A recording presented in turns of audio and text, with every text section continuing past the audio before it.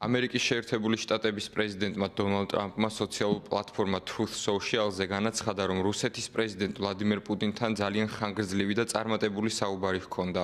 როგორც ტრამპი აღნიშნავს, მხარეები შეთანხმდნენ, რომ რუსეთის ომი უკრაინაში უნდა დასრულდეს. ახლახან მქონდა ხანგრძლივი და საკმაოდ შედეგიანი სატელეფონო საუბარი რუსეთის პრეზიდენტ ვლადიმერ პუტინთან. განვიხილეთ უკრაინის, ახლო აღმოსავლეთის, ენერგეტიკული სფეროს, ხელოვნური ინტელექტის და მრავალი სხვა საკითხი.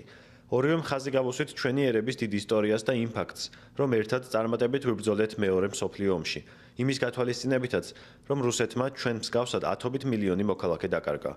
როგორც ორივე შევთანხმდით, გვსურს უკრაინაში შევაჩეროთ მილიონობით მოქალაქის სიკვდილი, რომელსაც რუსეთის ომი იწვევს. პრეზიდენტმა პუტინმა ჩემი წინასაარჩევნო კამპანიის ძალიან ძლიერი გზავნილიც კი გამოიყენა, საღი აზრი. ჩვენ ორივეს ძალიან გვჯერა ამის. შევთანხმდით ერთობლივ და მჭიდრო თანამშრომლობაზე, მათ შორის ერთმანეთის ქვეყნების სტუმრობაზე. ასევე შევთანხმდით, რომ ჩვენი გუნდები დაიწყებენ დაუყოვნებლივ მოლაპარაკებებს და პირველ ყოვლისა დავიწყებთ უკრაინის პრეზიდენტ ვოლოდიმირ ზელენსკისთან ზარით, რათა შევატყობინოთ საუბრის შესახებ. სახელმწიფო მდივანს მარკ რუბიოს, ცენტრალური დაზვერვის ხელმძღვანელს ჯონ რედკლიფს, ეროვნული უსაფრთხოების მრჩეველს მაიკ უოლტსა და ახლო აღმოსავლეთში სპეციალურ წარმომადგენელს სტივ ვიტკოპს ვთხოვეთ წარმართონ მოლაპარაკებები, რომლებიც ღრმად დარწმუნებული ვარ, წარმატებული იქნება. მილიონობით ადამიანი დაიღუპა იმ ომში, რომელიც არ დაიწყებოდა მე რომ პრეზიდენტი ყოფილიყავი. თუმცა ის დაიწყო და ახლა უნდა დასრულდეს.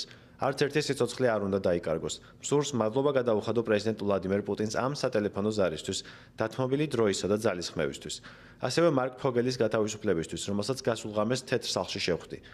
ჯერა და ვიმედოვნებ, მალე ეს ძალისხმევა წარმატებულ დასასრულამდე მიგვიყვანს.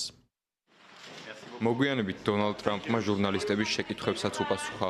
მისი თქმით, პუტინის შემდეგ ის უკრაინის პრეზიდენტს ვოლოდიმირ ზელენსკისაც ესაუბრა და დარწმუნდა, რომ მასაც მშვიდობის მიღწევა სურს. ჩვენ შესანიშნავი საუბარი გვქონდა და ის დიდხანს გაგრძელდა, 1 საათზე მეტხანს.